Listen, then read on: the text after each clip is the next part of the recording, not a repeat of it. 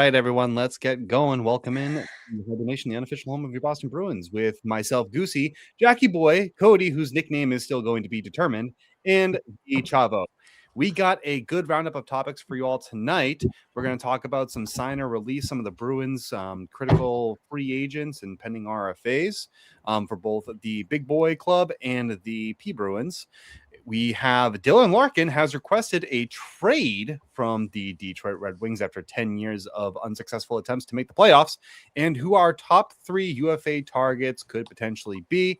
But before we even get into that, guys, we need to talk about that Game 3 in the Stanley Cup Final.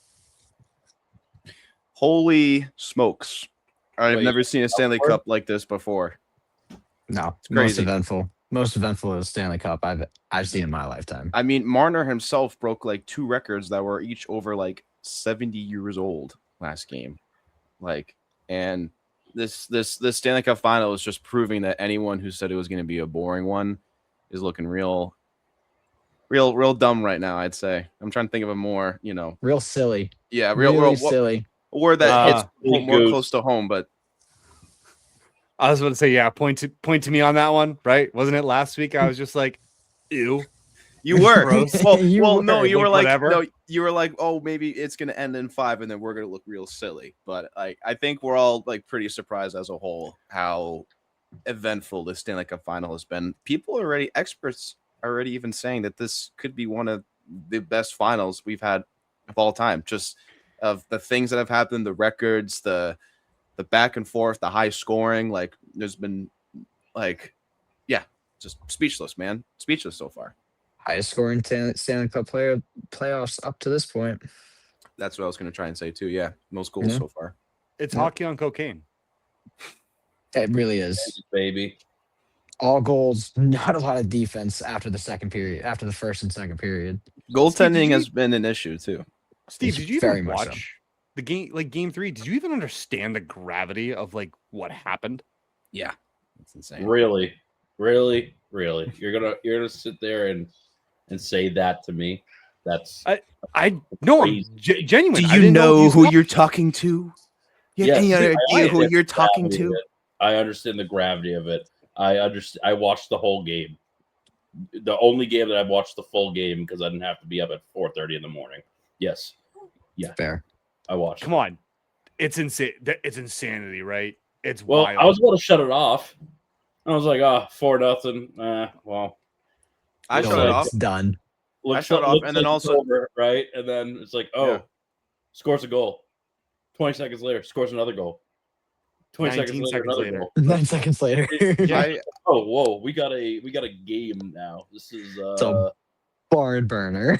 Yeah, I'm like, whoa, hold on, wait, let's stay awake here. Grabbed a nice coffee and kept going. Yeah, I completely turned the game off, and then I looked down at my phone, and you guys were saying, "Oh my God, Carolina has scored 3. They're within 1." So then I turned it back on, and then Carolina scores to tie it, and then I actually fell asleep. I had overtime on, and then I fell asleep, and I woke up a bit later on, and it was done, and I was like, "Wait a minute, what happened?" So I had to go back on my phone and watch it, and I was like, "Oh my God, Shane Gostisbehere banked it off of Bussy and in," which I mean, to his credit. Bussy came in and did his thing. You look great. He's probably the starter for Game 4. What a backbuster that must have been, though, to have that go in. Like, you have an insane game going on where it's just like everyone's butt is punching. That's tough. Like, every time the other team takes a shot and that's what goes in, it's like, oh. Well, it was 2 own goals. 2 own goals did you in? No, I know. Well, yeah, also Vegas got 2 goals wiped off.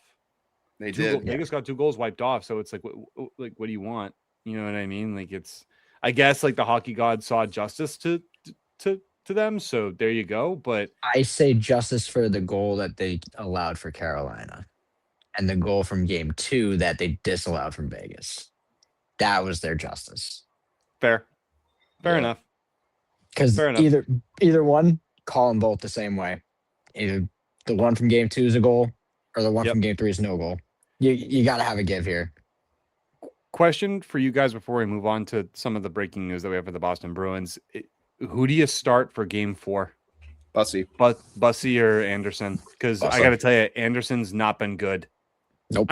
Game 3 wasn't his fault. I'm going to say that. Like, Carolina played way too loose, but games 1 through 2 or 1 and 2, yeah, he hasn't been good. So what do you do? Yeah, I think you could argue. I mean, he had some moments in Game 3 that weren't great either. Again, I think Carolina was outmatched, and credit to them. They've fought back, and they were able to tie it and almost complete an amazing comeback. But I think you go with Bussy. He catches with his right. So that's a little bit of a shake up for Vegas. Marner even said himself after he went in on his penalty shot that he didn't realize that they had switched from Anderson to Bussy. So like the move he pulled off, like he would have maybe did something a little different if he knew if he was facing Bussy. But he came in, he did his job, he stood strong. He was able to kind of calm the storm a bit for Carolina, hence their storm. And he just did good. He did really good. And that last goal, in overtime, that's a tough bid. You hate to have that be what decides the game. So, but you got to ride the hot hand and who you think is gonna give you the best chance to win your next game. And through 3 games, again, even though Anderson has played most of them and Bussy's played way less, I think you go with Bussy. Cody. Yeah, no, that's a guaranteed Bussy. Toronto Freddie, he showed his ugly hand. Right, he was here. You know what, Cody? You called it. Cody, you called it. You're like, it's about time. Yeah, no, it's about time, and it came at the worst time for Carolina. So yeah, basically, you're riding that hot hand for too long. You got to sit him. Yeah, definitely. Steve, what do you think? Yeah, Bussy. Yeah. Anderson's seeing ghosts out there, man. He sees dead people, and it's very apparent that this guy is not starting for Game 4. The ghosts of Toronto are just flashing across his face. Yeah. You see Mitch Marner out there, and he's like, "Oh, too many times." Yeah, exactly. Too many. I took him under my wing. Now he's doing this to me. Yeah, now he's doing this to me. How could he? And that's the opposite of the guy who isn't seeing ghosts, Mitch Marner. I don't want to get into it's crazy. He's the Conn Smythe winner if Vegas wins. What a player! Might even be the Conn Smythe winner, even if they don't win. Even if they lose, I don't think they have an argument against Mitch Marner. Yeah, he's had an insane playoffs. What a playoff he's had, really, truly. It's definitely. You go, Cody. Definitely hit the naysayers in the face right there. Yeah. Put some respect on the man's name that apparently has suffered through the Ides of Toronto. And honestly, if Vegas does win, I'm looking forward to that documentary because I'm going to watch the shit out of that. That's what I'm saying. I'm here for it. I am absolutely here for it. Like, listen, like if you have to have me pick one, it's going to be Vegas. Just because the story there, the drama, like the anticipation, we want the goods. We're waiting for it. We need it. So I need it. Like, the whole of the hockey community needs it. We want to hear Toronto. We want to hear Mitch just put Toronto on full blast. I'm waiting for it. So, yeah. Can't wait. Guys, I wouldn't call it breaking news. I would call it lukewarm news. I guess this is just stuff that's happened in the week since our last episode. Zach Werenski has won the Norris Trophy. Charlie McAvoy, our dog, has finished 13th in the voting. The top 5 are Werenski, Makar, Dahlin, Bouchard, Sider. Those are the top 5. I'm not sure, really an issue. I'm sure his actions in the last game, in the last minute 40, severely caused his rankings to go down. I don't know about that. Like, you know what I mean? I think the top 3 were pretty good. Honestly, I would have swapped Bouchard with Dahlin. I think he had a Norris kind of year. Like Bouchard above Dahlin? Yeah. Nah. I think you see Dahlin in the playoffs. I mean, again, it's hard to differ when you look at a regular season playoffs. Like, is it really it's a judge of the entire season. But I think, Dahlin, he was killer in the playoffs and he really stepped up in some clutch moments and had an amazing season as well. But Bouchard also as well. So, I think they don't work. It's not, I gotta, excuse me, I gotta clear the air with this. So it's not about the playoffs. They don't take playoffs into account. This is a regular season award. So otherwise, why is Moritz Sider there? You know what I mean? So I get probably that somehow does have some minor impact on some of the voters, which it shouldn't. And it irritates me that if it does, then they shouldn't be voting that way because it's just not how it should go. And Columbus No, didn't I make the I playoffs get either, that. and I get Werenski that. won it. I get that. I think both had incredible seasons. There was a huge case for Moritz Seider too, but I just think the others were just better ultimately all of the year round.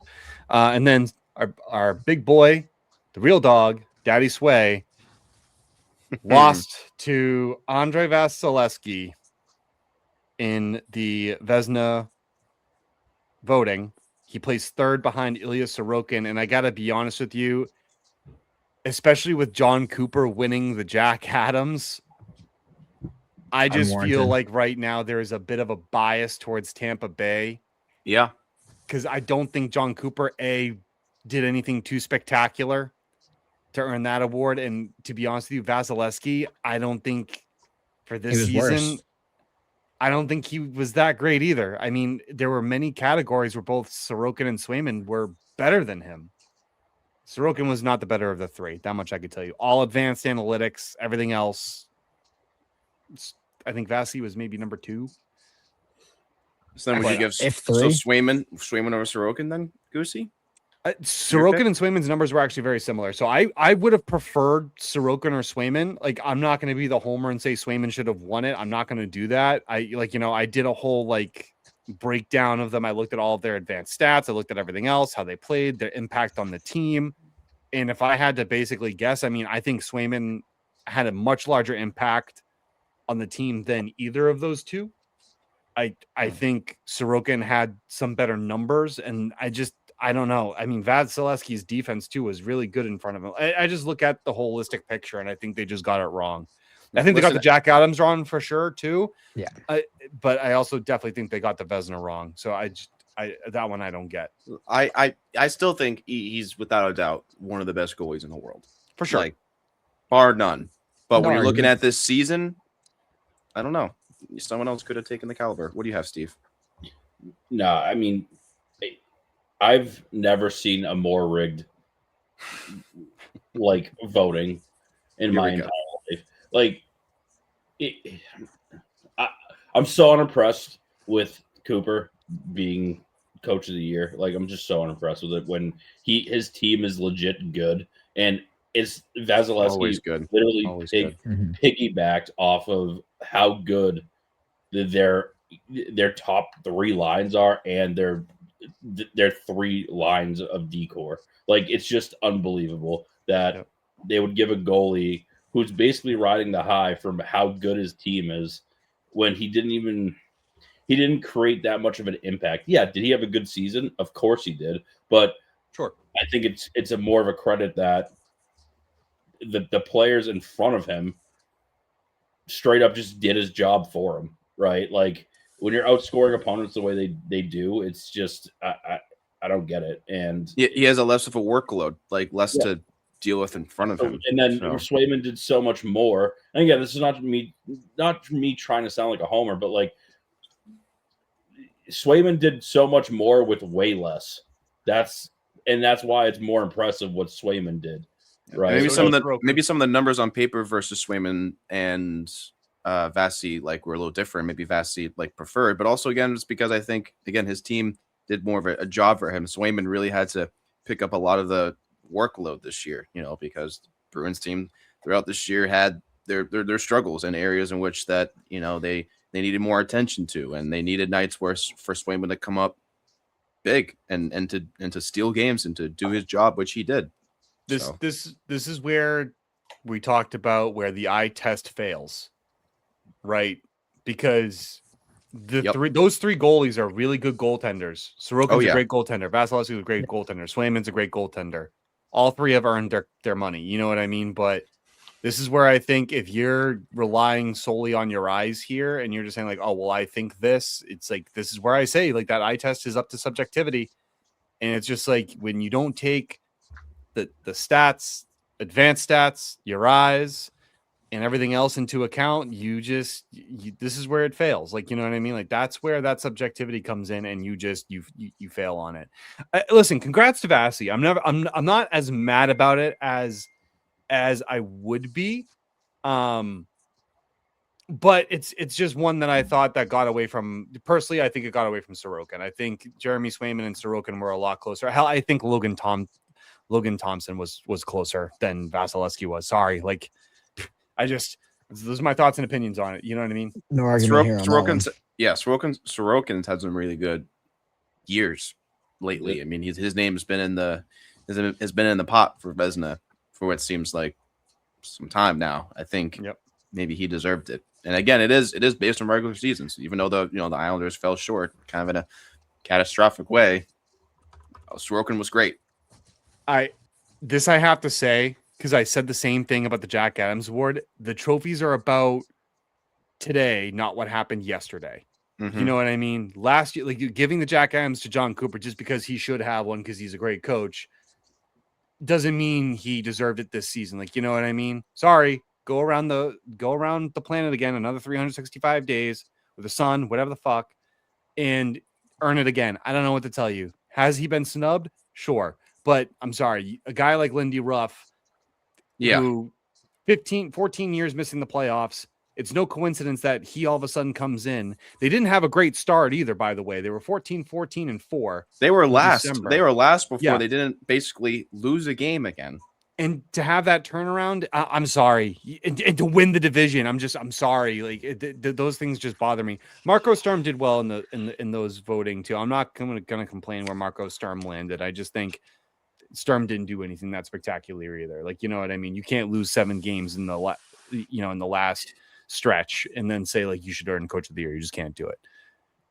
So go on stretches of 7 games. There's multiple stretches of 7 games losing streaks. I'm not warranted. Lindy Ruff, not a fan of Buffalo, but give the man his due. I agree. Steve, anything to add before we move on to the first topic, which will be signing and releasing players? No, Lindy Ruff got snubbed, and it's pathetic. And again, to be fair, like someone like John Cooper, he's gotten snubbed as well. But I think this is the year where you give it to someone like Lindy Ruff for what he was able to do with Buffalo this year. Like it's right there. So I agree with you, Goose. Maybe it was like, all right, so we haven't given it to this guy yet.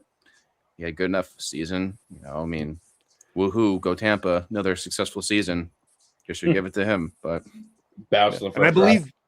and I believe Sorokin has a Vezina too, if I'm not mistaken. I can't remember off the top of my head. But if you're going to give just trophies for the sake of just giving trophies to people just because they don't have one yet, then you should have given it to Swayman. But I'm going to digress. We're going to move on. We're going to move on to sign, release, or trade.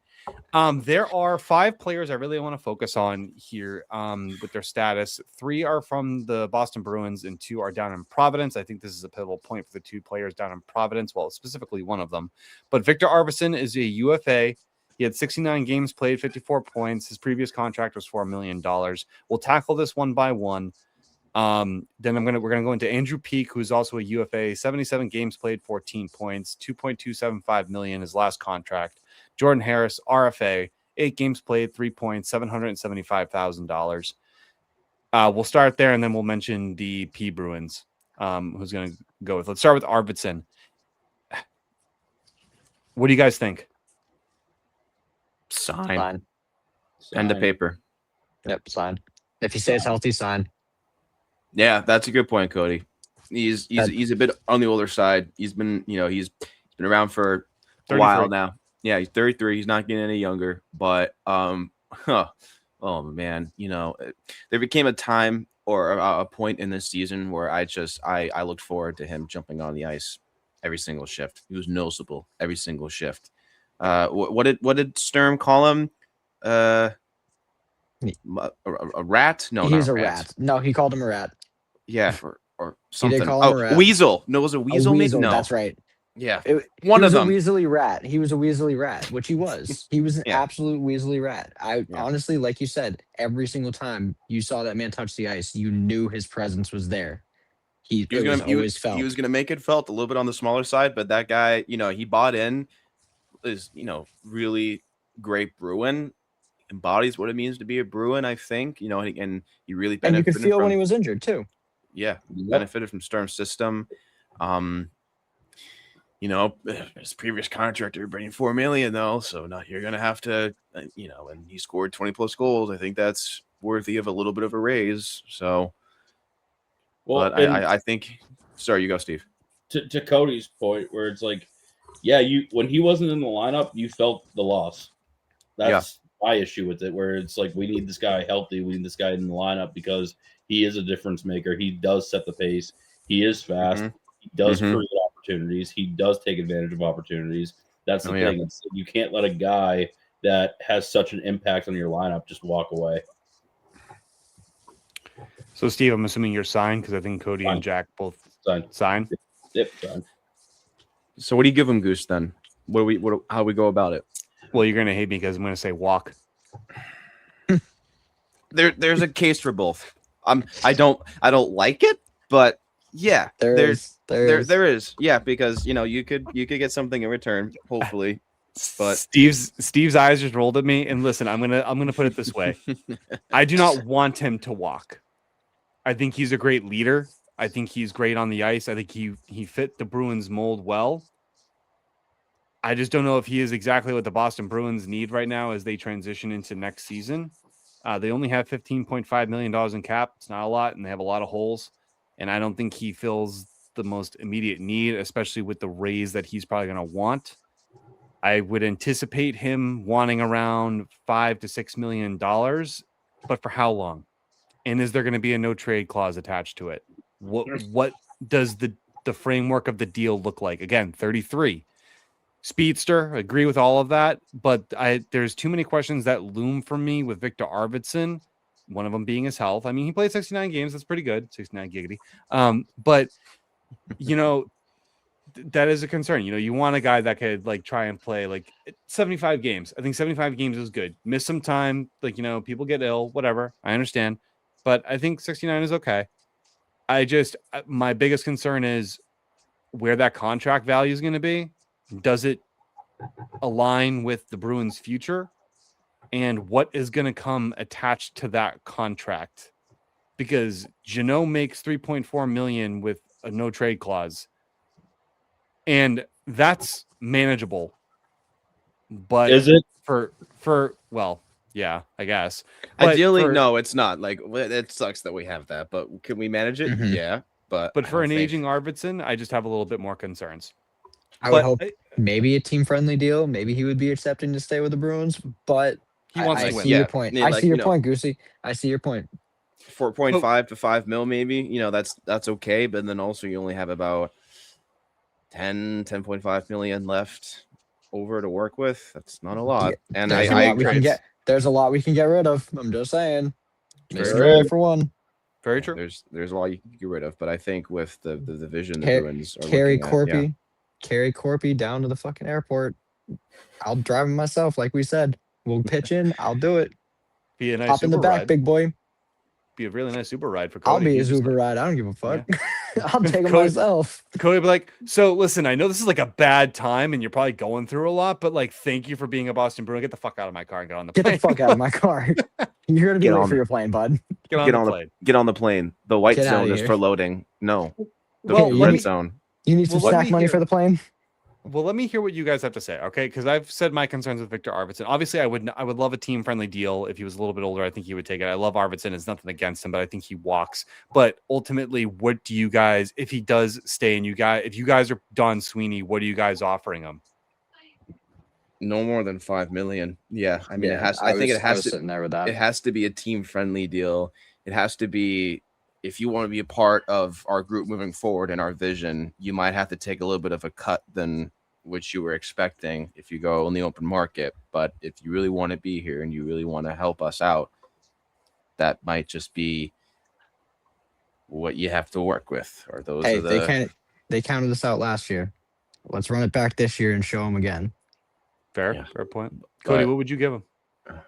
Right around 5. Yeah, same thing. No more than 5. No more than 5. Because like you said, team friendly. 15.5 million in cap space. That doesn't give you a lot. Without any cleared. So it's true. It's just 5 team friendly. If you can hang on to us, we'll hang on with you. We'll get you there. Let's hope you get us there. Yeah, I don't know. Steve, I want to hear contract value. 4.5 to 5. That's okay. For a couple years. 4.75. 4.75 is I think is reasonable. especially because he is older. He has injury issues. I'm looking for something for team friendly because if this team can actually fill in a couple holes, you might see a different turn of events in the playoffs, and that's kind of where it is. And I think he does fit well in the system. It's just it has to be a team friendly thing for all of us because he likes it here. I don't think he wants to move out. He wants to get paid, which a little bit extra could work. 4.75 seems reasonable for me. That's a little bit of a raise for only playing 69 games, which is fair, I guess. Maybe we can get you 75, and that's nice. And and a couple bonuses.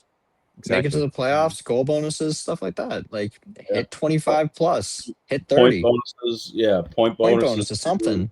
That's you can add incentives there for sure. If you want to sweeten the pot, right? It's just there's not a lot of room to play with, and there's holes that we need to fill. So, and I think he knows that too, right? I think everyone knows that there's holes that need to be filled, and if this team is going to actually contend, there's some big or even just compete with the high caliber teams, with like the Dallases, the Minnesotas, the Buffalo. Florida's coming back healthy. That's going to be a real issue. Florida's coming back fully healthy with a fully healthy Alexander Barkov, who just won gold at the Worlds. So I want to ask you guys another question then. So say Arvidsson does want to take a team-friendly deal, but he has to have a clause attached to it. How many years?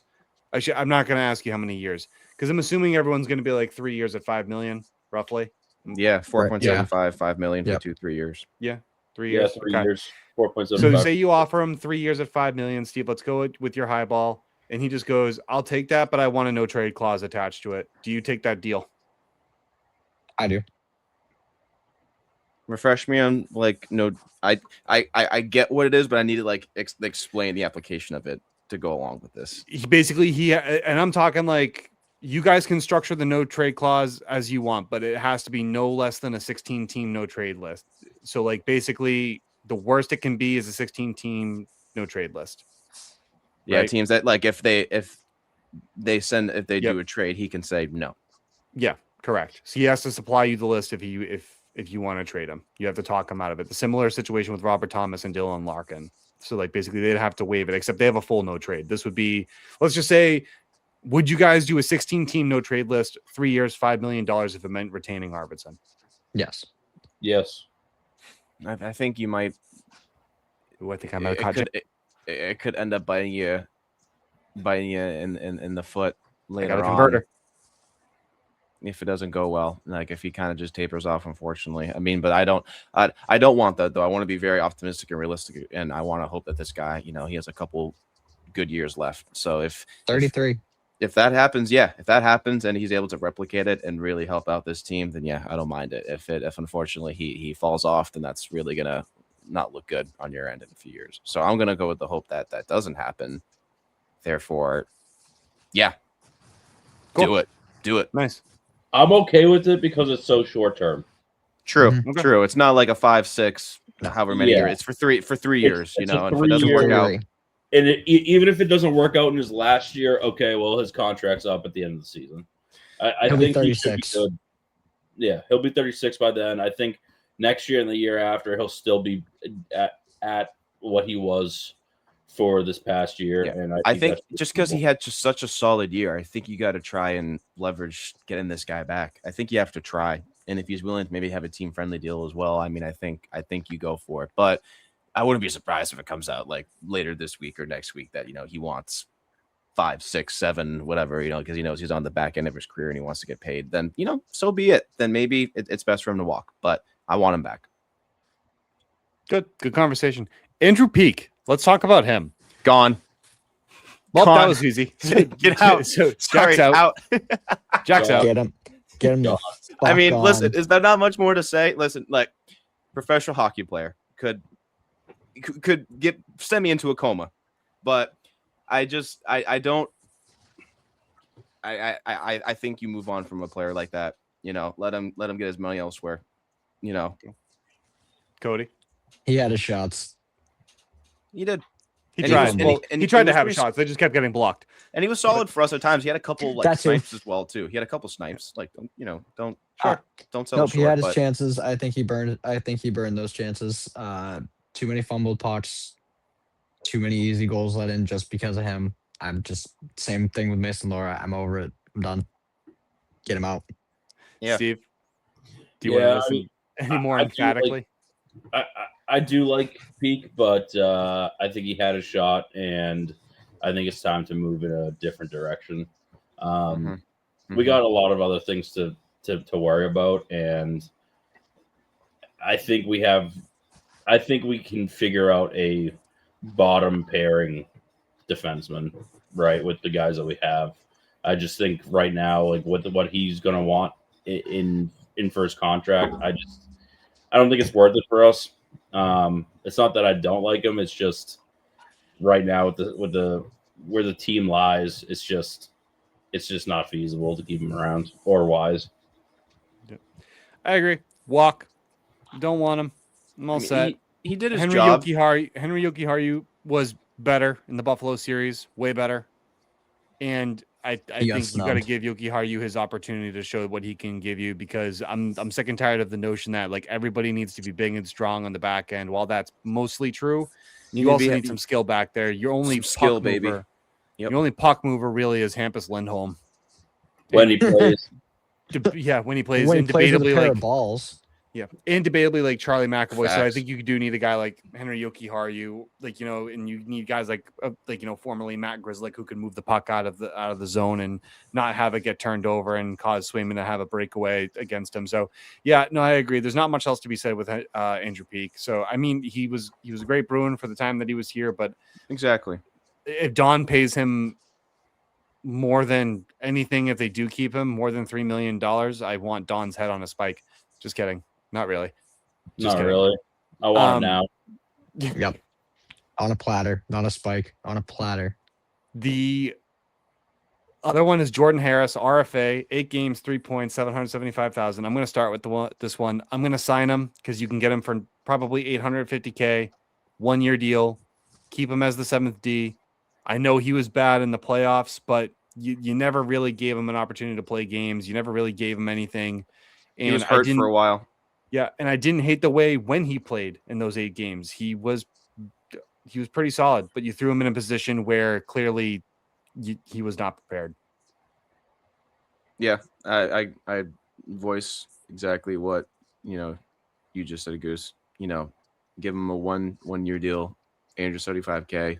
Let him be the 7th D. Let him get his legs under him more and play some more meaningful hockey. Again, his 8 games played, like he was looking really promising. And then unfortunately he got hurt for that an injury that took him out for the rest of the season. But before then I was like, who's this Jordan Harris guy? Like, it's looking really good. But unfortunately injuries happen and you threw him into a position that he was not prepared for, or a player mature enough to the point to be able to take on that, so it just fell short.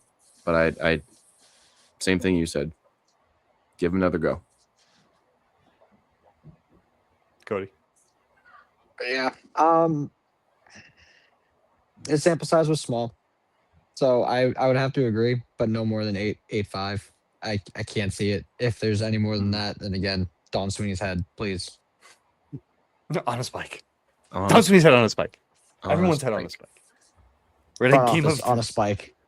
Poor Don Sweeney, dude. He's gonna get Game of Thrones. Oh, I hope so. Khaleesi blow some fire up his ass, bro. Get a Mortal Kombat finish. Man. Fatality. Wow. Steve, I want to hear your thoughts on Harris, because I know you had strong feelings for him in the Buffalo series. Warranted. It was warranted, but it's not about him, right? Like, my problem with it was he was thrown to the Wolves. Yes. And put in a position. Kind of on Sturm for doing that. It was on Sturm. That was on Sturm. His decision there was not a good decision. Again, I'm not a fan of setting up people for failure, and that's what they did. They set him up to fail, and they set up the team to fail. then I'm not about that. I wouldn't even mind a 2-year contract at 8.75. Because if he does show you something and you like it, you can use it as trade bait for something in the second year. So I mean, I'm okay with signing him on for like minimum money for up to 2 years, just to see a bigger sample size and see how he can improve. And if he improves, then fine, like use him. But it's just the sample size was small, and he was put in a position to fail, and I don't think that's on him. And I don't think anyone should hold that against him. I think that's very fair. It's very well fair. Yeah, very well said. Let's move on to the Providence Bruins, because there's only two, and I really want to focus on these two. We're going to save the one I really want to focus on for last, but I think we can all agree that the first one, and Matthew Poitras, who is an RFA, they're going to sign him. You have to. He is an RFA. I think if you want to leverage Poitras for any trades, trading away his rights doesn't help you, because if anything, then you have no guarantee that he's going to sign with the other team. So if you want to leverage him, he's someone you have to sign. I'm giving him $950K,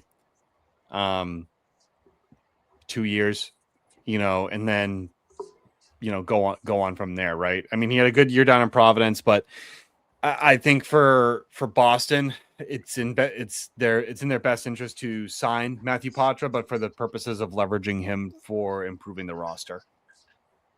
Yeah, I think he's going to be worth more than that, but I think to leverage him for the roster, yeah. Again, just going to echo what you said, Cam. Man, I want this player, but it's just not in the cards, I think. So you have to do what you best can to get something in return, and yeah. I would help if you'd signed him. So just do it. Do what you got to do. Not a fan, though. Yeah, Jack was so depressed with that. He just goes, man. Yeah, because it's unfortunate. Well, he's a fantastic player. Yeah, he had his time. He had his time for the past couple of years. It's time to move on. Leverage him for trade. Sign him for that reason only. Get him out of here. Wow, Cody. Yeah. Cody's ruthless. Cody's like, get him out, dude. He's done. Dude, he's had what 3 or 4 years now, and he's more like he had 23, 24, and then 24, 25 was he. I think he probably ended up getting. He got sent down the province. He actually was doing really good then, and then unfortunately, every time he comes up, what does he do? He plays well. Great. He plays well, Cody. He plays really well, but he didn't make apparently the team this year, not well enough to be. Not well enough. Yeah, no. I mean, he didn't make the team this year. I wholeheartedly disagree. Like, I think he plays well enough that he warranted a spot because he can get things going. Instead, Don Sweeney likes to just fill in the roster with like fucking the bottom sixers up and down the lineup, and doesn't even give the kids the opportunity to grow into anything. And that's for that why they reason, walk. I want him to get traded. And it's not about him. It's more of the fact that the kid will be he will start out on the third line, but he can go as high as up to a second line guy and will become something on a different team. And I'm quite sick and tired of him wasting his time in Providence and like Don Sweeney wasting his assets in Providence. So you need to make the team better. Okay, well, trade him and get a pick that you can flip for something else that you can use for whatever. Like, I'm just sick of it. I'm just sick of Don Sweeney's handling of young talent, and I give the kid a shot, and I want him to become a superstar so bad just so I can flip off Don Sweeney. Like, look how bad you fucked up, you idiots. I mean, listen, there's been years of documented mismanagement, of young talent, and Matthew Poitras, unfortunately, it's just falls into that category.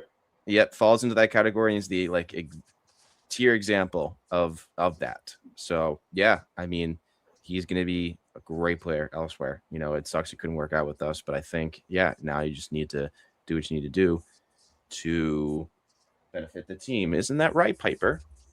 Yes, I think that's right. Goodbye, Matthew. HiBruiNation special guest, Jack Scott. Emotional support, Kitty. And emotional support. No, he's gonna need that. You wouldn't be He's wrong. gonna need that if Matthew Potter gets traded, dude. I'm telling you. Oh, Speaking yeah, of wasted, I'm going to be rocking her in my bed, be like, Speaking of wasted talent, that last one, I'm bringing it up because I can't help but not. He's going to be an RFA. He's 23 years old. Mr. Fabian Lysell, right wing. he's out of here. He's out. Gone. He's gone. Yeah, he's so gone. He's I don't even know. Walking. Yeah, I don't even know if he's going to make an NHL roster at this point. He might be a bona fide NHLer, but he could choose to leave and sign and go play in another league. That's true. He does go not play in the have Swedish to, league. Go join Soderstrom. He could. Yeah, he could. Very true. I don't know if the Bruins if the Providence Bruins even entertain signing him. I wonder if they just release him. Yeah, I think at this point you do. I mean, he's even more of a lost project. So, yep. Yeah. And that's another example of a mismanaged project. It's just like, okay. Oh yeah. And it does make you wonder, is there a development issue down in the Providence farm system? Maybe. The last product that they had that you could argue that they developed was who? Who did they develop that came up and actually helped? David Pastrnak. Maybe. And then Raycroft. Andrew Raycroft, yeah. Probably yeah, Andrew very Raycroft. true. And Charlie 100% Charlie McAvoy, and actually Aspero. No, not McAvoy. McAvoy was almost an instant into the NHL. I know, yeah, Yep. he was. No, so Aspero, right? He was in AHL for a while. I don't know if with the Providence Bruins. I don't think he was just solely with the Providence Bruins, but yeah, I can't remember his exact career path line, but it was long and winding. Well, I mean, he's 26, so no first round draft pick in the Don Sweeney era has effectively really established it, in that system. Ugh. So John Beecher traded, DeBrusk traded, Senyshyn don't even think he's playing hockey anymore. He's probably an accountant Sweeney's somewhere. Head. And no, Senyshyn is in a cubicle right now. And Jakub Zboril Who? playing Don't somewhere even get me else. started, dude. Who? Get out of here. Trent Frederick making $3 million in Edmonton to ride the pine. You know what I mean? It's just they really haven't developed the high end talent, albeit they really haven't had the opportunity to do so outside of David Pastrnak and Charlie McAvoy. So it's just but in the Don Sweeney era, goalies though, goalies. Swayman. They developed goalies and they walk. Bussy, DiPietro, he's next. Rask, Tuukka Rask. Yep. They do develop the goalies. It's just the problem is you're not taking a goalie in the first round most of the time, and yeah, true. Just have nothing there. So it's sad. It's sad. Yeah, I don't disagree. So yeah, I think we all agree that you could sign Lysell, but he's just an AHLer. You know what I mean? You're just signing him to fill out the roster, and you might sign him just to be a sweetener in a trade deal. You know what I mean? Just a mild sweetener, like a stevia light, as it goes. You know what I mean? There isn't much to do there. Yeah, an equal light, a whatever. I don't even know. Aspartame Central. Aspartame, yeah, whatever. Keyword ass. Yeah, that's where it's gonna be. It sucks too, because you saw the kid had talent, but they just couldn't pull it together for him. But it's also a two-way street, right? Maybe Lysell didn't do his job either. So I'm just gonna speculate though, and just say based on the history in the Don Sweeney era, we have not developed a first-round pick into anything of substance. James Higgins, you know what I mean? He's talented, but that was a layup of a pick that Sweeney was given. Yep. So I'm not giving that one to Sweeney. And he's already not looking great on Sweeney's part with Higgins. I mean, hopefully again, Higgins, he's gonna have a great offseason, trains hard, and he goes into next year strong. But so far, give him another year. He's already regretted not giving him his pro contract and burning a year off. He's already come off it. Give the kid a freaking full chance to go through a training and development camp. I know. No, that's what I'm saying. I'm saying see how he does. Sweeney himself was like, oh man, I wish I was watching him in Providence now instead of the Worlds. It's well, you chose to bring him up. So yeah, Sweeney. We talked about that before, but And then the next topic is probably the most hot off the press. Is there potential that Dylan Larkin could come to Boston? Let's talk about that. Let's actually shift and pivot because this is going to be big. This is going to be a big offseason for Don Sweeney. And now you're going to look at who you could potentially bring in to help the Bruins roster as much as you can. And Dylan Larkin has just requested a trade from Detroit. Now, Detroit is in the big news. It's big news. And Detroit's in the same division as Boston. Larkin has a full no trade clause. He's in control of his own fate. Mostly, I'm sure Larkin's going to give the team a reasonable list of where he would like to go. I'm not sure if Boston's on it, but if you're Don Sweeney, do you look at this and be like, I'm going to try and call and make a bid? I mean, $8.7 million for a contract. Remember the space that we have.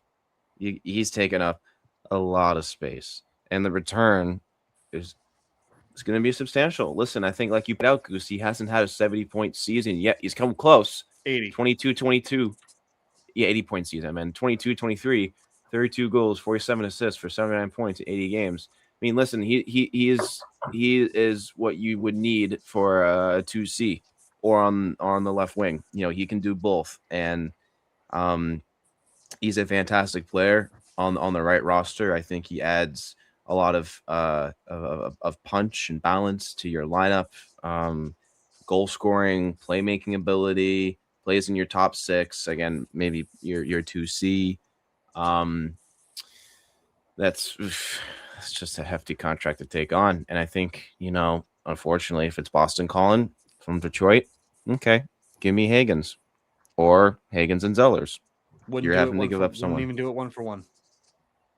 I know you wouldn't, and I wouldn't potentially either. But I think, unfortunately, some people in the Boston world, they would maybe consider it because I mean, I posted a mock trade where I said, "Let you know." That's a pretty good one. I like that middle one. Stat, 2 firsts for Larkin and a 4th-round pick. I don't think people realize that is a competitive offer. That's very competitive.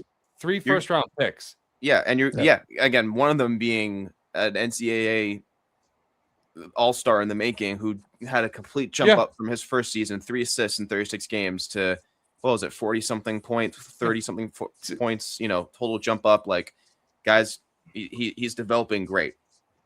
And look, I had several people comment, say, that's too much, that's too little.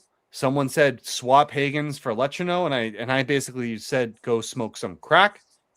And I've had some people say I'd rather Hagen. You've had some crazy Dean. mentions. You have some crazy mentions, Goose. I was reading through some of them and I was like, geez, these people are something. I'm sorry, but like I'm not giving a potential 1C for a 2C on a Stanley Cup winning team. I'm not. Like I love Dylan Larkin. I think he's a good skilled player, but you want to know what? If we acquired him, okay, so you have Larkin probably as your 1C. Good on the faceoff dot. Good two-way player. Elias Lindholm as your 2C. Probably. Right? Great on the faceoff dot. Two-way player. No. Then you go to Minton. Good on the faceoff dot. I think you have Minton at 2C. Minton has 2C for now. Sure. It's a push. It's a push. Sure. Maybe you get there. I would honestly keep Minton at 1C and put Larkin as 2C. He's a glorified 2C. And that's what I'm saying too, Cody. 2C. We're gonna pay $8.5 million for a 2C. Really? I just don't see it. Why not? I mean, Pittsburgh's effectively doing that. Well, Pittsburgh. We're not fucking Pittsburgh. Yeah. Exactly. True. They lost to Philly. Bums. You fucking bums. Hey, give Philly some credit. They've got Zegras. He's the zesty Zegras. Hey, yeah, he's selfish zesty Zegras is what he is. Yeah, no, that's facts. But seriously, you have your 3 centers are effectively all the same player. Yeah, pretty much. Like it or not, and people, you can grill me on this, but Elias Lindholm, before his back problems, better than Dylan Larkin. No. Yes. Yep. I'm sorry. I think Larkin has more on a Detroit team that really hasn't done much in the past 10 years. Lindholm had a few stretches of really good solid seasons where he even actually cracked 80 points. We look at it as a whole, I think Larkin's career so far is better than Elias Lindholm's, even though Elias Lindholm has had a few better seasons than Larkin.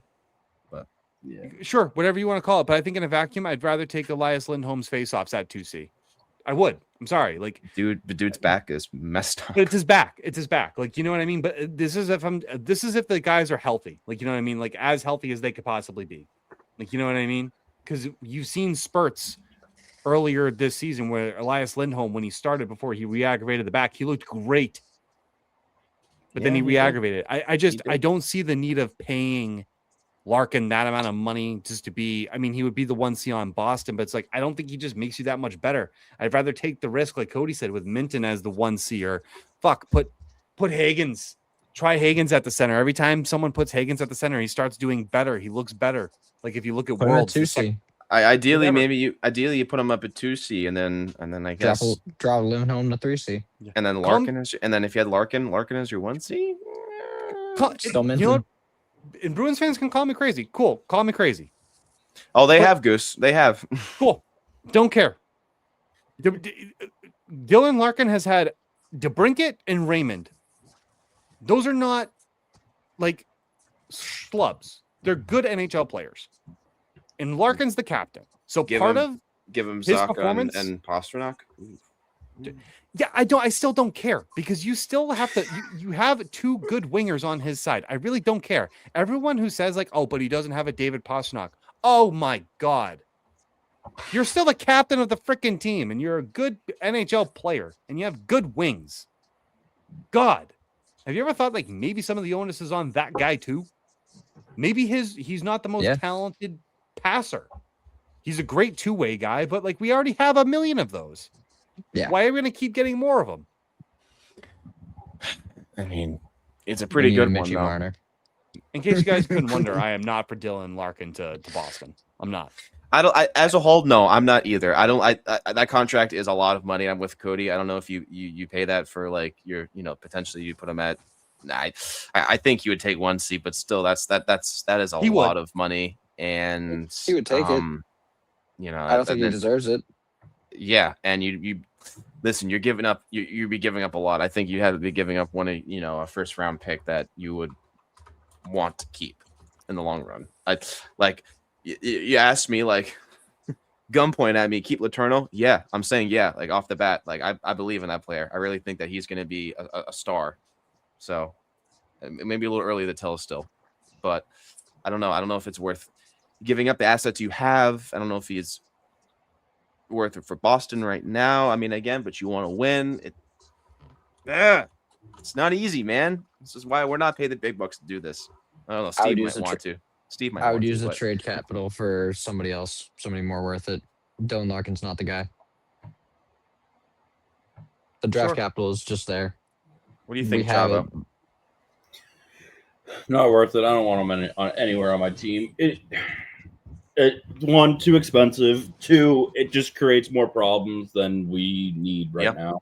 It's just even with you guys sitting here listening to you guys talking about, oh well, we could move this guy to 2C and 3C and 1C. It's we're what are we doing? Let's not even fucking bother with this, because it's just a headache, and I don't think it makes you that much better. And there's half of your money that you can play with. Exactly. And that's not even covering the fucking gaping hole at the right defenseman spot. So for me, it's just a waste of time and money. I don't want any part of it.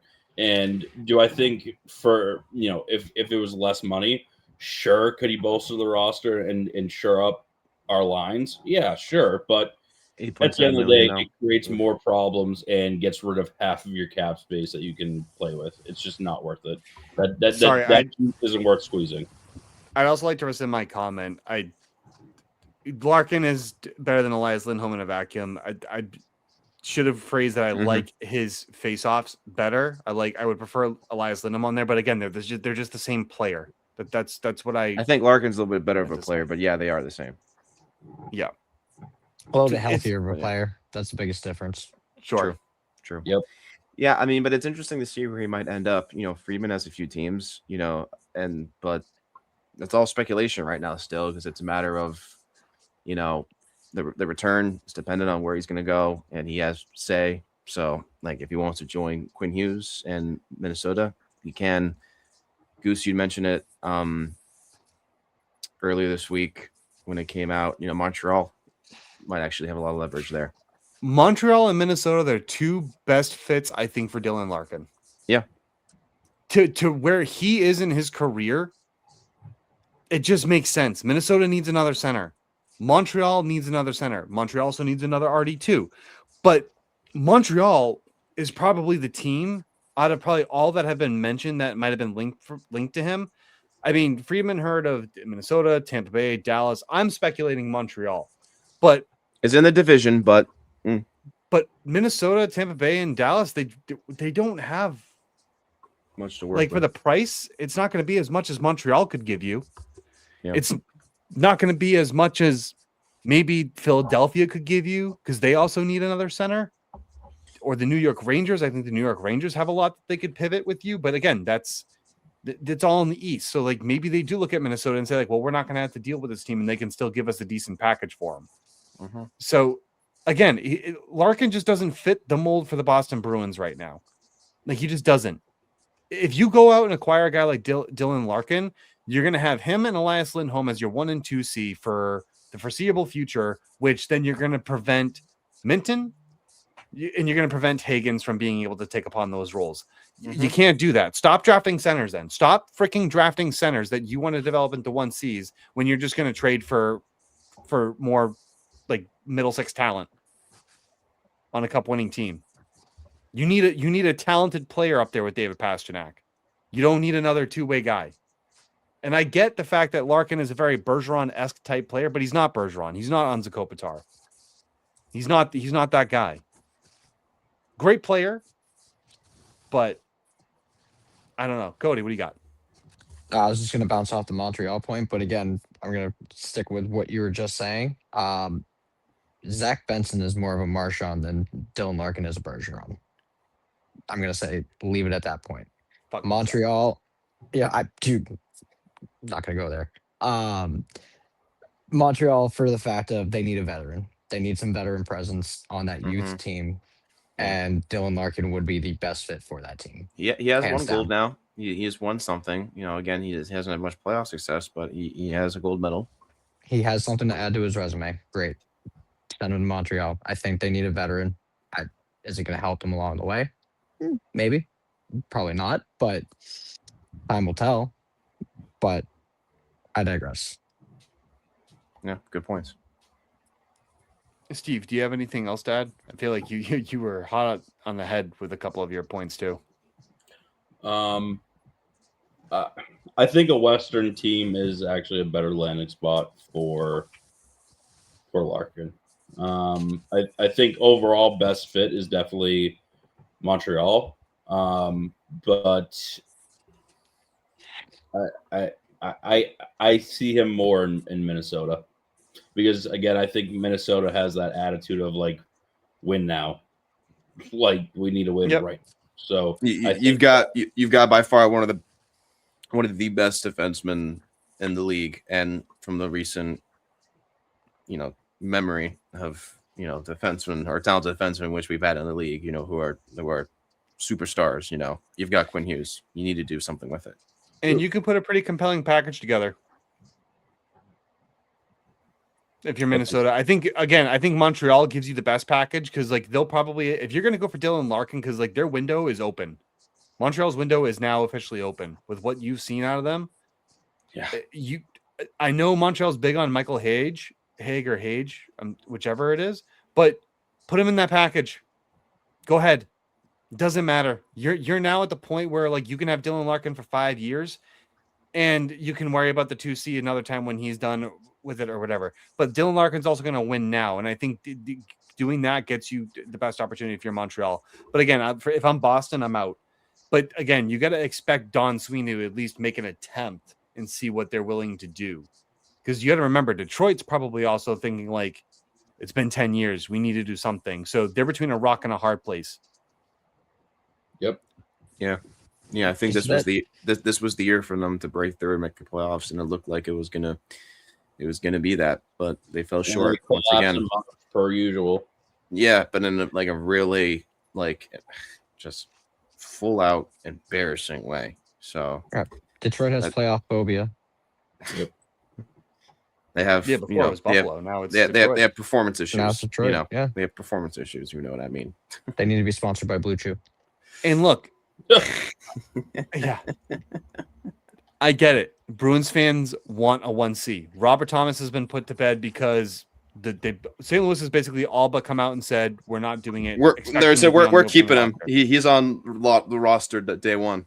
So stuff going on. That's like Austin, okay, sure. Thanks for teasing us. The stuff going on with Austin Matthews right now in the Toronto Maple Leafs is all up in the air. Nothing is for sure. Oh, he's Dylan gone. Larkin. We say that, yeah, sure. It's up in the air though. Nothing is official. Like in terms of like what's official, Steve. That's just what I'm banking on. Oh, it's official. He's out. Like the Dylan Larkin thing is gonna. I mean, technically, it's not though, Steve. It's. Trust me, I understand that it's not officially out, but officially, you couldn't pay him enough money to stay in Toronto. Officially, Gavin McKenna was like first in the NHL combine with like everything. Toronto's gonna dump that pick and just take the second best guy, just because they don't want to put their eggs in that basket. They're gonna screw this pick up. I promise. It's Toronto. I don't know if they are. Listen, I'm not one to root for Toronto, but I think they're gonna take him, and then I think Matthews is gonna be faced with the real hard decision of do I stay with this player? Maybe we try and develop a 1-2 punch and develop around us, or do I leave and then let him take the reins? They're going to take McKenna and they're going to trade away Matthew Nyes. That's what they're going to do. I can already tried. Oh no! They're gonna. I can already see it now. But they already tried. Fans are gonna be pissed. But they were 1 minute too late. But I get the whole aggravation with Bruins fans because they need the 1C. Well, we have a whole bunch of plethora of centers, so why don't we start giving the kids a chance at taking it? What genuinely? I don't know. Genuinely, right now, what is there to lose? Yeah, literally. I mean, listen, if you want to trade away Matthew Patra after the season starts, like give him a shot if he's doing really well, and then leverage him, get another player, some point to help you bolster your team. Do it, but maybe start him there, or whether or not maybe Hagen's, maybe not a 1C, but start him in the top 6 and give him time. Let him play with good players. Watch what happens. It's not going to be right away, but I'm with you, Goose. Like, give this kid some time. Keep Minty at 1. I liked him. Yeah, so did I. I like Min at 1. He's shown that he can handle it. He needs to work on some of his offensive game, but like I said, some centers that are out there, if you're a good two-way guy and you're a responsible center and like you have 2 good wings that can produce the offense and you can just provide the bumper, that's fine. The Bruins don't need Dylan Larkin. There, I said it. Don't need him. Yep, don't I want think the we're money. pretty much all on board with that. I mean, I don't know. At first glance, it's like, but not Robert Thomas. The more you think about Austin Matthews. Yep. He's not Jason Robertson. He's not Jason Robertson. Well, Jason Robertson's a wing, but sure. Like, that's fine. Don't care. But I don't care. He's not that guy. He's not that guy, bro. I agree with you. You're not that guy, pal. Trust me. You're not that guy. You're not that guy, bro. Yeah. Call me crazy. Call us crazy. Call us whatever you want. Call us stupid. That's fine. We're not saying that Dylan Larkin doesn't have the potential to make the Bruins better. We're just saying that we already have too many Dylan Larkins on the team. Or we just have a lot of centers, and I think that we refuse to play. Tried. Yeah, that we refuse to play. And then he's been taking up over half of our available cap space. So then do you sign Arvidsson for a team friendly deal? No, he's gone. Someone you might want back? No, he's gone. Mm-hmm. And then other issues present itself. But yeah. At that point, they're going to offer Arvidsson $2 and a freaking Shamrock Shake from McDonald's. No, dude, if I get a yearly supply of Shamrock Shakes, that might get me to do almost anything. If I get a yearly supply of Shamrock Shakes, I'm going to have stage 5 diabetes. Diabetes. Oh my god. That's what I'm going to have. But Diabetes. Whatever. No, so the fact that we have 12 fucking centers is a problem. A fucking problem. And they won't even play them. And they won't even play them. Go ahead. Keep throwing shit at a wall and see what sticks, guys. Let's keep on doing it. We already did it with Elias. Another center. Yeah. Another center. You get a center. You get a center. Everybody gets a center. Let's just continue the cycle of just like, hey, like, let's continue to block the path for the people that we drafted that position for, only to have them play the wing, not play to their potential, and then we trade them to, I don't know, Dallas or San Jose. Oh, because they're underwhelming at the position that we put them in and not the position that they were. Yeah, instead of giving them the time to develop and have people work with them. So I don't know what to tell you. No, the team doesn't need Dylan Larkin. I don't know what you got. The final thoughts on that one, and then we'll go to each of our top 3 UFA targets and our reasoning behind them, and then we'll close out the episode. Yeah, not much more there. You don't need them. Oh, I mean, there's not a chance that maybe it makes the roster better, but we have enough centers and and guys that are going to need eventually to develop up to that and just give them time to play. And yeah, I mean, honestly, Goose, I mean, again, my call is crazy, but you have players who emulate the style that Larkin already is and that he plays. So we be getting more of that, and that now we're getting oversaturated at that. So yeah, I'm done. I'm out. We're already oversaturated at that. That's way oversaturated. Yep. We are a very heavy wet sponge right now. We need some ringing. Now, I will say this. If we had to alleviate some of the centers and it meant getting Robert Thomas, different story. Yeah. Different story. A package that alleviates centers and sends it to St. Louis and we get Robert Thomas. Sure. Get rid of the bottleneck, and then or if you fix the bottleneck and then you actually make your roster that much better, fine, great. And for the love of God, please, can we stop saying trade Elias Lindholm? The guy has a full no movement clause. He's not going to waive it. He likes it here in Boston. Stop it. Stop it. He signed a big contract here, unless like I don't know, Don Sweeney shits in his food. Shits in his food. He's not going anywhere. Okay, wait. No, we're not getting into. No, we're not getting I'm into just saying it. I don't Stop. want to see Stop him on my TV ever again. Fuck him. Okay, I get it. I get it. Listen, if I could another trade time. Listen, if I could trade him, I would. Listen, stop. If I could trade him, I would. Fine, sure. And stop with the Hampus Lindholm shit too. My God, they have no movement clauses. Fuck him. No, get rid of him Steve too. Steve just wants to burn the whole fucking team down. That's just my little rant. E and H need to go. Both Lindholms. Do some research on how NMCs work and then get back to me. Not you, Steve, but just in general. Like, come on, people. Like, Elias just signed it, so clearly he's happy here. Yeah. And so is Hampus. They're not going anywhere. He's happy here, but no Bruins fan is happy with him. Sure. Sure. You know what? 1 for 1. Larkin for Elias Lindholm. Let them take the hit. Yeah. Do whatever you want. I'll even throw 1 pick. 1. Yeah, I'll throw in a 7th not round. even the best. Yeah, I was about to say not even the best pick. I'll throw Corpusalo in there just to dump his cap Oh space. God, no one wants that. But watch it. There's going to be some serious people that think like, wow, these guys are serious that they would do 1 for 1 Elias Lindholm, Dylan Larkin. No, it would be great for Boston, terrible for Detroit. Of course anyone would do that, but that's not realistic. Grow up. Grow up for anyone who thinks that. Grow up. Stop making fun of us. Yeah, grow the fuck up. Grown ass adults. Go post on our Twitter about how much you think like Hagens and Dean should be traded for, and like 3 first-round picks should be worth Dylan Larkin, and I'll just point and laugh at you, just like the meme. Anyway, we're moving on to each of our top 3 UFA targets, bearing in mind that the Bruins have their cap space, $15.5 million, and these are just some names that we can go on. I'm going to go first and just name my top 3, and I'll give you just quick reasonings as to why. Yeah. We have gaping holes, obviously at the 1C, but we have some centers that can manage right now until one will manifest itself, who's not named Dylan Larkin. Zach Whitecloud. Zach Whitecloud. He's not a UFA, you piece of shit. He's someone I would trade for. Is that God Takados again? Huh? It's like every time Steve is going to hear Zach Whitecloud's name, he's just going to be like, fucking Goose. Like, watch. And if he becomes a Bruin, Steve is going to quit this podcast. No, he's just never going to let you hear the end of it. He's going to be like, you brought this upon us. And then if he doesn't do well, he's going to be like, I blame you. You put that evil on me, Ricky Bobby. I would send Steve a White Cloud jersey. Yeah, yes.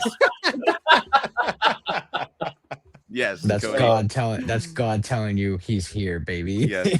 with the number 69, Cody would get it custom made. 69. Oh my God. 69. He'd put the C on it for Steve just to piss him off. Save me now. Big old C right on the left chest, right here, baby. If you want to know, Steve would wear it.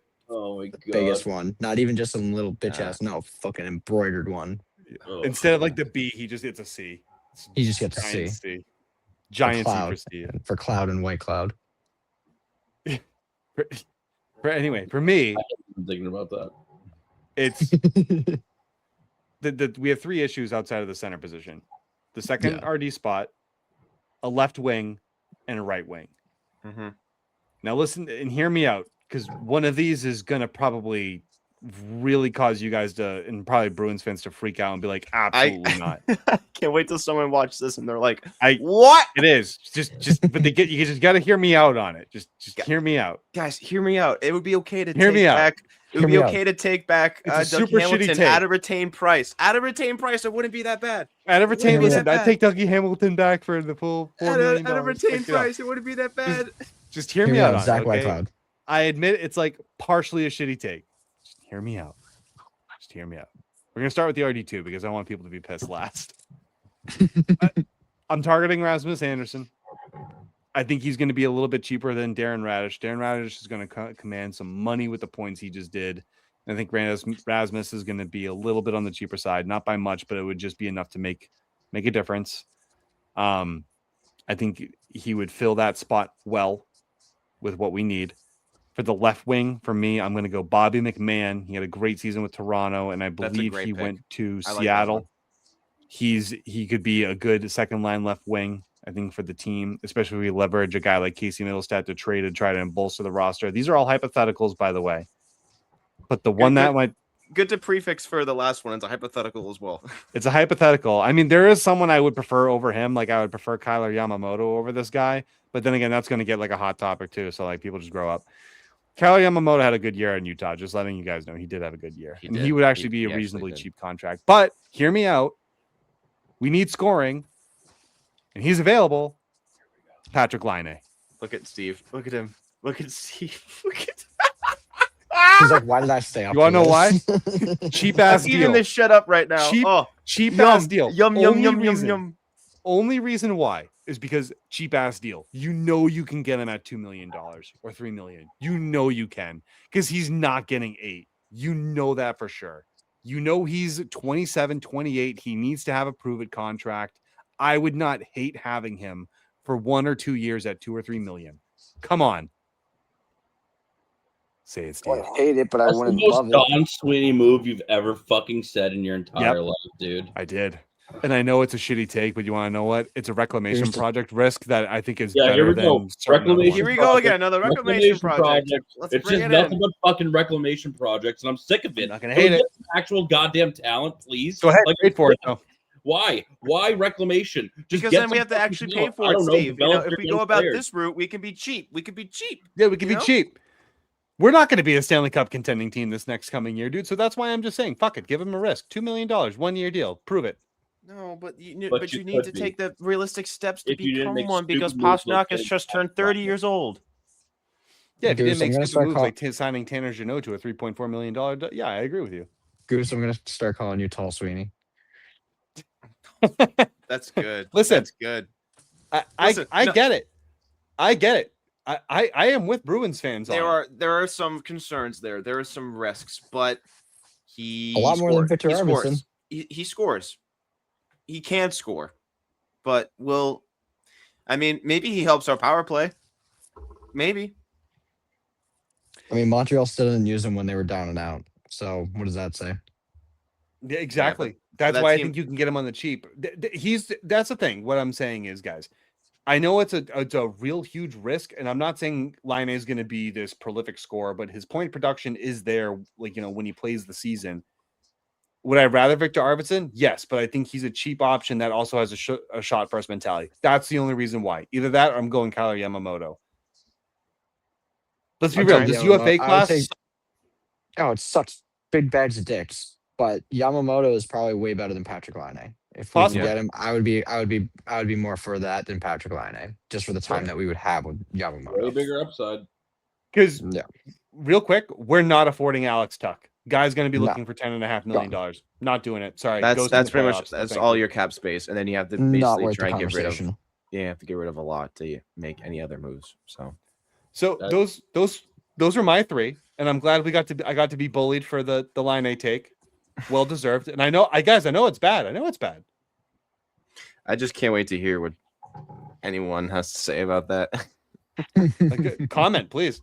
Hate me. I want to. No, you welcome it, Goose, and I commend you I for love it. it. I'm gonna 100%. create like 12 burner accounts on Twitter just to harass the fucking Just a Just be like, what a fucking shitty take this guy Can't- had. He right here Stir for the shit pot. HiBruiNation is turning on each other. stir the the shit pot. Ironically, all those 12 burner accounts are different iterations of Steve. Like it's just It's Steve 12 1, personalities. Steve 12. Yeah, Different it's my multiple personalities. personality issue here. That's Yeah. the real issue. Steve 1, Chavo 1, Steve 2, Chavo 2. Yeah. It's a And count then meanwhile, I'm just like, it's this guy. Who is he?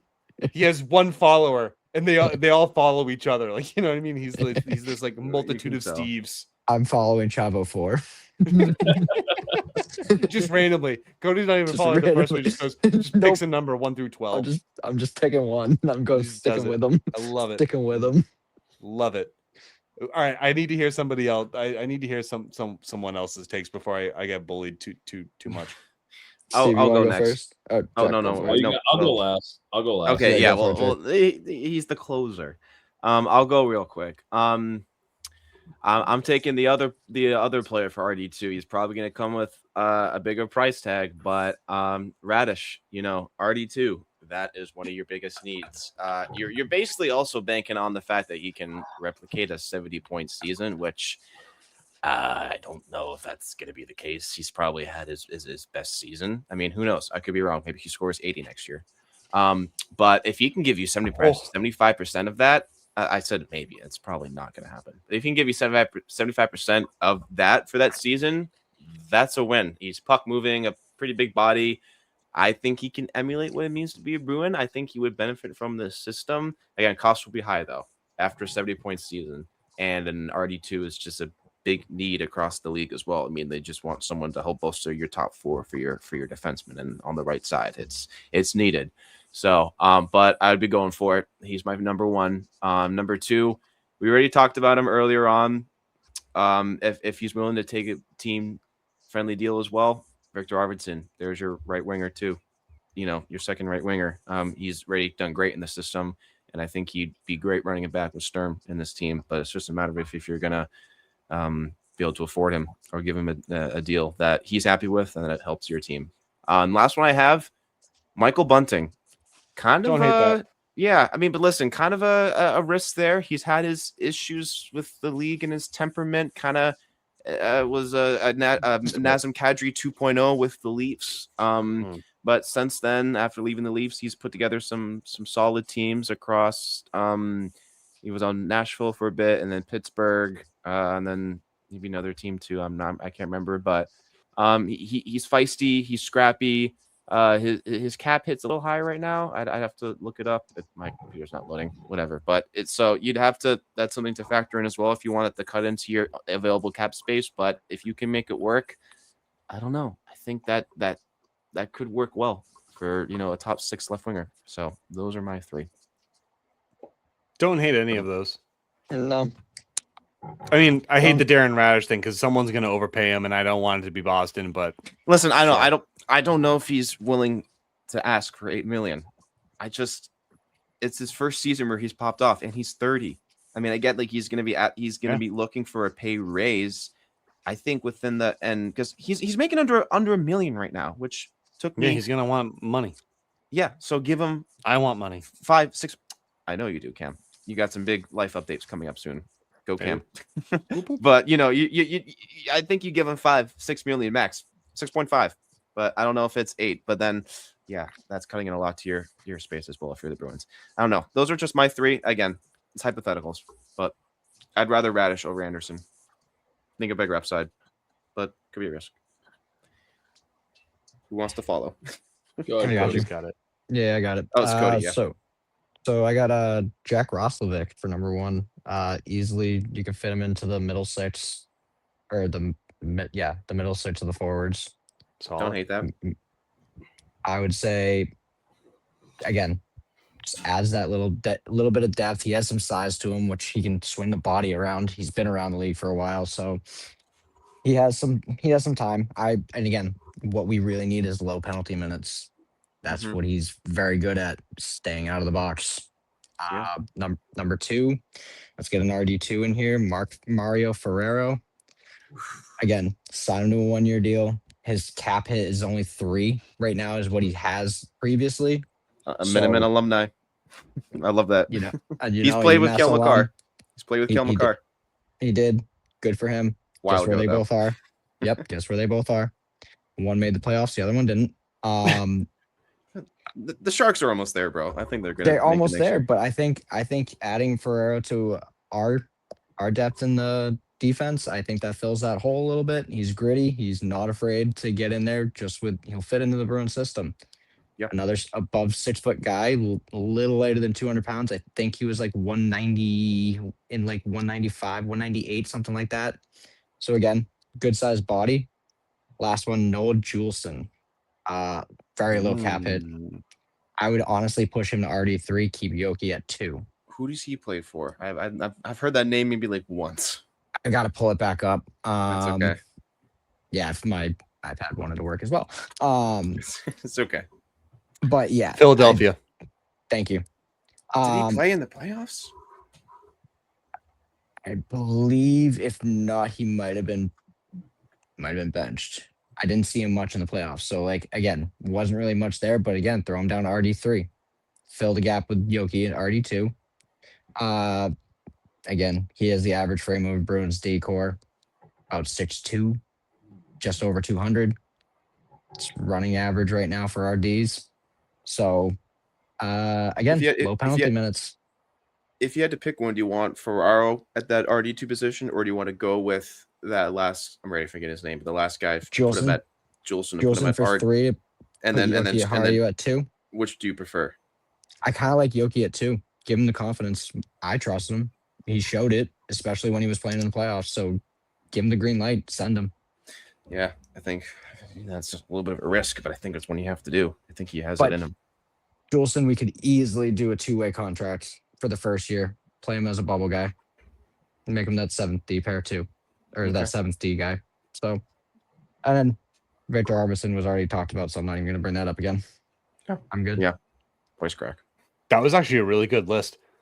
That was probably the most unexpected list that probably everyone was probably going to say. Like, you know what I mean? You have the Darren Radishes, the Rasmus Andersons, but it's a well thought out list. Like, it is because you either go with someone you want to slot into RD2, or you go a little bit backwards. You have someone to slot into your bottom pair, but then you can bump up someone who you believe might actually fill the RD2 position if you give them the chance. Give him the opportunity. But I like where Cody's mindset is at, though, because if he's thinking cap for defense, that opens up the door to trade low rise cap space out and use that to bolster and take in cap for the offense. Yeah. And get rid of, and if you're getting rid of Peak as well too, hopefully get rid of that 2.275. Two defensemen that we don't need. That $15.5 million is inclusive of all the UFAs, so like that is what we have to work with. So, so that UFA with Peak is already taken care of. It's really Laura's contract that we really need to get rid of. I see. Yeah. Okay. I'll take it. Yeah, someone send me a fifth for him. I'll do it. Any day. Yep, any day of the week. Yep. Steve, round us out, baby. Take us home. I'm only really targeting 2 players right now from my research. It's definitely Arvidsson. We've already talked about that. And then bring him back. It's just as simple as bringing him back. I mean, again, we don't really need to go into it because we already went into it. It's just he's proven some stuff, and if he can continue the way he was playing, he fits in on the lineup, and he is missed when he's not in the lineup. That's just as plain and simple as it can be. But my next big target is Anderson. Rasmus, right? Sorry. Rasmus, I don't know why that took me a minute. Yep. Rasmus Anderson, because we need an RD2. And it's not to knock Cody's list. It's just I want Yogi Haru to be my third pairing. That way he gets those consistent minutes that he was lacking this year. And even if it's a short-term contract, 2 years, 3 years, if Yogi Haru can grow into an RG2, that's a replacement, right? And then we can worry about a bottom pairing guy. That's okay. It's just the biggest gaping hole to me is definitely the RD2 position, and we need to get a certified RD2. And that's just plain and simple, because I do think that if we get a solid RD2, our defense will be much, much better. Which And in it turn will- helps the team. I think our overall play, it gets better. yes. I'll Yes. just add this one point, Steve. Anderson's gonna want at least a 7-year deal. He's not gonna settle for 2 or 3. That's one thing I'll say. I don't He know. wants stability at this stage. He wants stability, but he also wants to win a cup. I think it's all depending on if he wins a cup this year. Yeah, Fair. and if he does, then yeah, maybe he takes a little bit less of a deal. I mean, that's still stability, but I mean, he's gotten the ultimate achievement. So now it's like, what do you want to do with your career now? Well, Yeah, win it again. Yes, again. but it's like how, Win it again. but then you're asking, all right, what team realistically is going to win me my next cup? And again, ride Well, or die, I think- baby. I love my Bruins. That's why I'm on this podcast. But I don't know right now if we can answer that question. Or the Bruins are going to be able to contend for that within however long. We obviously want to. We want to get Pasta's cup, but it's like realistically, are we win? Is a team to go to win a cup? I'm not even trying to be delusional here, but I do think that we can contend in the next couple of years. I think so too. If they do it right, Sure. if they do it right, I do think that we have a solid foundation. It's just If Sweeney keeps his head out of his ass. Yep, it's if Sweeney does his fucking job, plain and simple.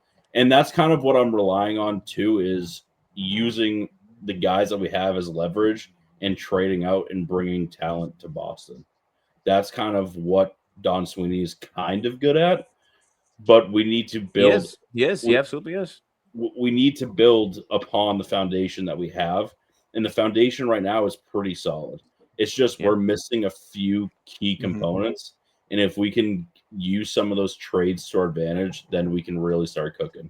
That's how I'm looking at it. It's just we need our top 4 D to be solidified. That way we can not rest our shoulders on them, but like be more secure on the back end, because half the problem is the defense just letting these goals and having these defensive zone breakdowns. If we can shore up our defense, in theory, we should be able to keep the scoring against us at a minimal, which will help out Swayman instead of having him bail us out almost every night. It'll keep him fresher, which will in turn make him go deeper in the playoffs. And I don't think that we're that bad up front. I think we have 2 solid lines that we can comprise. It's just, the 4th line, identity line, it was the only line that showed up in the playoffs, which is great, right? When you think about it, it's like, oh well, I was really hard on these guys for the regular season, but they showed up when it mattered, and no one else did.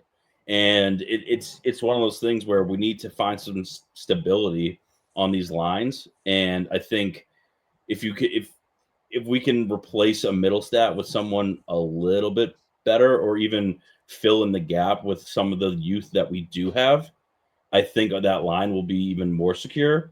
And then we'll just have to worry about the 3rd line and making that a real contention line where it will sway a game. I think it's a very valid point.